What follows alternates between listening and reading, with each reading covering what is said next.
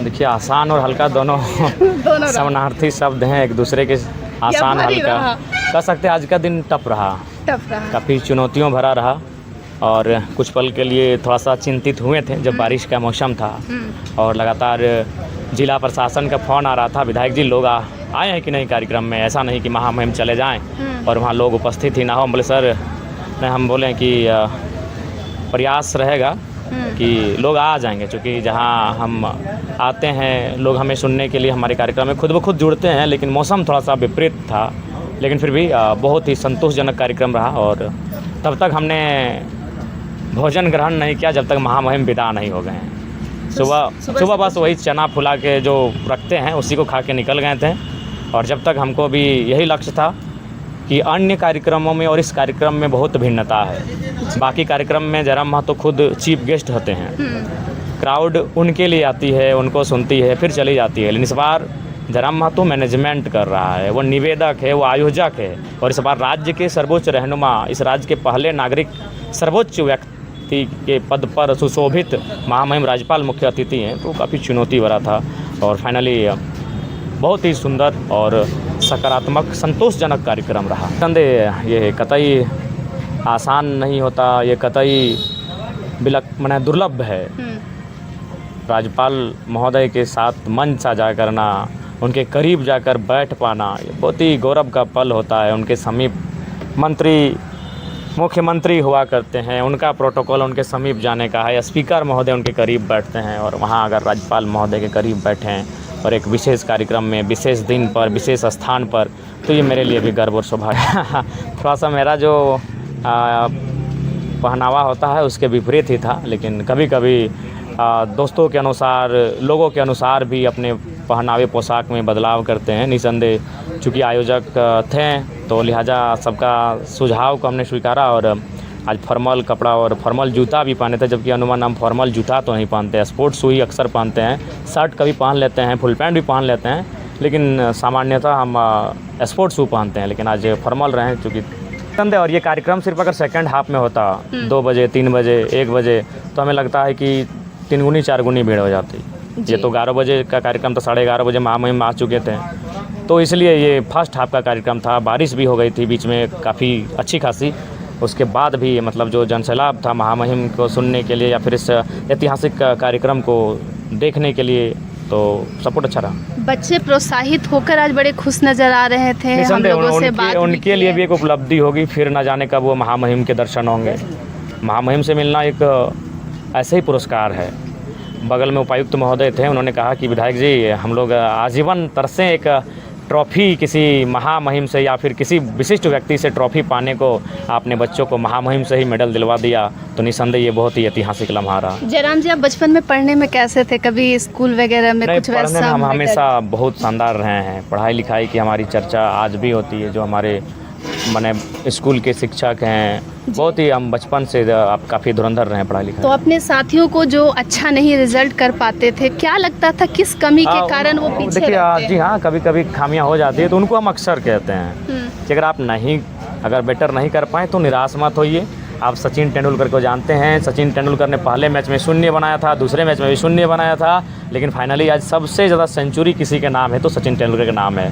तो इसीलिए फेल, कलाम साहब ठीक कहते हैं, फेल का full form first attempt in learning. तो वही, आप फेल नहीं है, वो पहला प्रयास था आपका। आज अगर सचिन तेंदुलकर 0 रन बनाने के बाद अगर बोलते हैं हम क्रिकेट नहीं खेलेंगे, हमने 0 रन किया है, 2-2 मैच में लड्डू में आ गए, तो आज 100 सेंचुरी सचिन के नाम पे नहीं होती। आज मंच पे आपने जो बच्चे अक्सर फेलियर जिनको अचीव करते हैं, बार बार निराशा हाथ लगती है, उनके लिए भी कहा कि ज़रूरत पड़ेगी तो फिर आप 3 माह का और भी वेतन जो है। बिल्कुल, देखिए आज के डेट में सबसे महत्वपूर्ण है अर्थ। अर्थ एक बहुत बड़ा कार्य। अब लोग बोलते हैं ना कि दोस्त केवल सलाह मत दो, मेरी खुशी और मेरी कामयाबी का जरिया भी बनो। सलाह तो बहुत कोई देते हैं, यूट्यूब में सलाह देते हैं, फेसबुक में आके देते हैं, रात 8 बजे लाइव आके देते हैं, तो जरिया बनना चाहिए। तो इसीलिए मुझे मालूम है, हमने अपने साथियों को देखा है, और मैं उस साल का आईसी का स्टूडेंट हूँ जिस साल झारखंड में, पूरे झारखंड में सबसे बुरा रिजल्ट हुआ था। मैं 2011 बैच का इंटर साइंस का स्टूडेंट हूँ, जिस साल 28% रिजल्ट था, जिस साल साइंस का रिजल्ट 28, कॉमर्स का 42 और आर्ट्स का 47। यानी समझिए आज के बच्चे 90% से ज़्यादा स्कोर कर रहे हैं। और उस समय हमारा क्या था कि आर्ट्स में जो रिजल्ट था वो 50 से कम था, यानी 50 से ज़्यादा बच्चे फेल और 50 से कम बच्चे पास हुआ करते थे। उस दौर में हमने इंटर ऑफ साइंस की परीक्षा को लिखा है और पास किया है। तो हमने देखा है लगभग दर्जनों की संख्या में बच्चों ने सुसाइड किया था। तब उस समय पता सुनील कुमार बरनवाल जी शायद हमारे उपायुक्त थे धनबाद के, उन्होंने एक स्टेटमेंट दिया था कि झारखंड शिक्षा के मामले में 40 साल पीछे चला गया है, 40 साल पीछे चला गया, चूँकि उस साल सबसे ज़्यादा ख़राब रिजल्ट था। हम उस साल का स्टूडेंट है और हमने देखा है अपने साथियों को जब वो रिज़ल्ट में पास नहीं कर पाए थे, बहुत करीब से हमने देखा उस परिस्थिति को। पहली बार उस समय झारखंड में एक सब्जेक्ट में 10 नंबर का ग्रेस नंबर आया था और 2 सब्जेक्ट में 5-5 नंबर का ग्रेस मार्क आया था कि अगर आप 2 सब्जेक्ट में फेल हैं 5-5 नंबर से तो आपको पास किया जाएगा, और यदि आप एक सब्जेक्ट में फेल हैं तो आपको 10 नंबर से पास किया जाएगा। ये हमारे हम उस पीरियड के छात्र हैं। हमें याद है कि जब हम पास करने के बाद अपने गुरुजी से मिलने के लिए रसगुल्ला लेकर गए थे तो बाकायदा वो रसगुल्ला गुरुजी ने खुद अपने हाथ से हमें खिलाया था कि यार पास स्टूडेंट नहीं मिल रहे थे, ये स्थिति है। हमको याद है कतरास कॉलेज का वो लाइन, जब हम 9-9:30 बजे के आसपास लाइन लगे थे और 11:45 बजे के आसपास पहला पास आउट रिजल्ट आया था, तब हमें क्लर्क ने रोक कर कहा यार 1 घंटा से हम लोग भी रिजल्ट बांट रहे हैं, अभी तक सारा फेल बच्चों को बांटे थे, तुम पास रिजल्ट पहला बांट रहे 1 घंटा के बाद, कुछ तो देखे जाओ। 20 रुपया दिए थे। हमको लम्हा याद है। हमारे कॉलेज में रिजल्ट तो और भी 15% से भी नीचे था हमारे पूरे कॉलेज में, यानी 85 से ज़्यादा बच्चे फेल हुए थे और 15 से कम बच्चे पास हुए थे। उस दौर के रिजल्ट को हमने देखा है, तो इसलिए हमको मालूम है कि उसके बाद परिस्थिति क्या होती है, घर की स्थिति क्या होती है।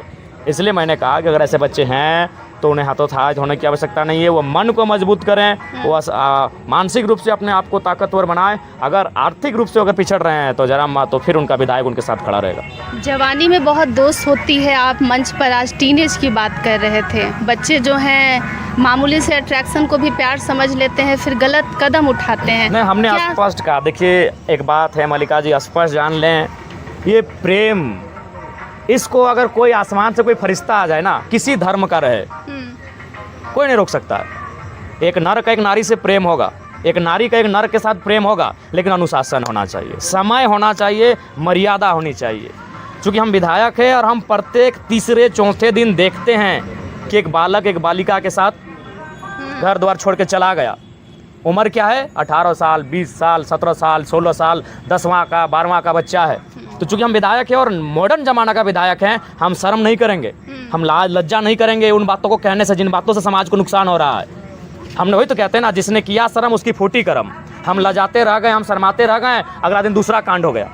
अगर यही हम लज्जा शर्म त्याग करके उन चीज़ों पे बहस करते, उन चीज़ों पे बात करते, समझाते, तो दूसरा मैटर नहीं आता, पहला में ही थम जाता। तो इसलिए मैंने बच्चों को स्पष्ट कह दिया कि आप नकारात्मक वे में अगर कोई संदेश आपके पास आ रहा है, गुड मॉर्निंग, हाय, हेलो, तुम ऐसे दिखते हो, मुझे तुम भाने लगे हो, सावधान हो जाना, चीज़ों को समझो। मैंने यहाँ बिल्कुल ये समय आपके ड्रीम को फुलफिल करने का है। वो ड्रीम गर्ल तो है, आएगी ही, ड्रीम बॉय तो आएगा ही मल्लिका जी, आपका भी ड्रीम बॉय आएगा ही।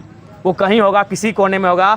जिस रब ने, जिस खुदा ने, जिस ईश्वर ने, जिस अल्लाह ने, जिस वाहे गुरु ने, जिस बूढ़ा बाबा ने, जिस मरांग मुरु ने आपके माता पिता का सृजन किया है, उसी ने आपके सपनों के राजकुमार और राजकुमारी का भी सृजन कर दिया है। समय का इंतजार करिए। मतलब पक्का कंफर्म है, मुझे भी वो कंफर्म है। तो इसीलिए मैंने वही कहा कि अभी आपका समय है, आपकी जो ऊर्जा है उसे सकारात्मक दिशा में ले जाने की, आपकी जो ऊर्जा है उसे काबिलियत की ओर ले जाने की, आपकी जो ऊर्जा है उसे प्रतिभा में, प्रतिभा के सांचे में ढालने की आवश्यकता है, ना कि नकारात्मक दिशा में जाने की। आपकी लाइफ में लोगों को बहुत इंटरेस्ट होता है, आपको ड्रीम गर्ल कभी मिली वगैरह वैसा कुछ? देखिए एक बात क्लियर आप जान लीजिए मल्लिका जी, हम लोग उस समाज में जीते हैं जहाँ इन चीज़ों पर अपना विचार तो रख सकते हैं, लेकिन उन चीज़ों को अगर आपके साथ घटित भी हुआ है तो सार्वजनिक प्लेटफॉर्म पर कहने से परहेज करते हैं, क्योंकि बहुत से लोग हमें सुनते हैं। अगर हम उन चीज़ों को जस्टिफाई करने लगे, हम दिल्ली में नहीं रहते, अगर चेन्नई में नहीं रहते हैं, अगर हम दिल्ली के किसी विधानसभा से विधायक होते तो कह देते आपको, हम महाराष्ट्र से, बम्बई से, चेन्नई से होते तो हम शायद इस विषय पर वो कह देते। लेकिन हम लोग अभी फ़िलहाल अपना जो जीवन है, अपना जो ध्येय है वो जनता के लिए। एक आखिरी सवाल, जब आप इतने स्पष्ट तौर पर कह रहे हैं, प्यार में अब ब्लैकमेलिंग भी शामिल हो गया है, तस्वीर को लेकर, वीडियो को लेकर, हाँ, इस तरीके से गंदगी मचाई जाती है। जी, ये थोड़ा सा बिल्कुल दुर्भाग्य है, लोगों को समझना चाहिए। और विशेषकर उनसे तो हम यही आग्रह करेंगे कि किसी के साथ इस प्रकार का व्यवहार नहीं करना चाहिए। आप स्पष्ट बात करें, एक दूसरे के प्रति आप करीब आ रहे हैं, बातचीत हो रही है तो खुला शब्दों में बातचीत करें। किसी भी प्रकार का आप दोनों के बीच ऐसा सिचुएशन ना हो कि इन फ्यूचर उसमें नुकसान होगा। और एक चीज़ तो हम वकालत करेंगे, चाहे कोई रहे, किसी का मामला रहे, आर्टिकल 21 कहता है राइट टू प्राइवेसी। तो हमको समझ में नहीं आया ये राइट टू प्राइवेसी क्या है भाई। राइट टू प्राइवेसी ये भी है कि हम अगर आपके दो व्यक्ति के बीच अगर कुछ आपसी बातचीत हुई है, टेलीफोन में हुई है, मैसेज में हुई है, चैट्स में हुई है, वो राइट टू प्राइवेसी का उसको आप सार्वजनिक नहीं कर सकते हैं। तो जो लोग सार्वजनिक करते हैं उन पे भी कानूनी कार्रवाई होनी चाहिए, नहीं तो फिर राइट टू प्राइवेसी को हटा दीजिए। आखिर राइट टू प्राइवेसी क्या है, निजता का अधिकार क्या है, हमको समझ में नहीं, समझाइए भाई। निजता का अधिकार यही है कि हमने मल्लिका जी आपको टेलीफोन में कुछ कहा तो मल्लिका जी वो आपके और हमारे बीच की बात है जी। उससे अगर आप सार्वजनिक प्लेटफॉर्म में लेके आते हैं तो आप अपराधी हैं, अगर हम आप लेके आते हैं तो हम अपराधी हैं जी। आज जो कार्यक्रम हुआ, विरोधियों की नींद उड़ जाएगी। बहुत सारे लोगों से आज हम लोग ग्राउंड में बात कर रहे थे, बोल रहे थे कि JLKM फिर से खुद को साबित किया है। आप 10 में से कितने मार्क्स देंगे अपने कार्यक्रम को? 9.5 दे देते हैं। 9.5 दे देते हैं। हाँ, क्योंकि 0.5 इसलिए क्योंकि अभी नया संगठन है और थोड़ा सा कुछ हुआ जिसको हम लोग थोड़ा सा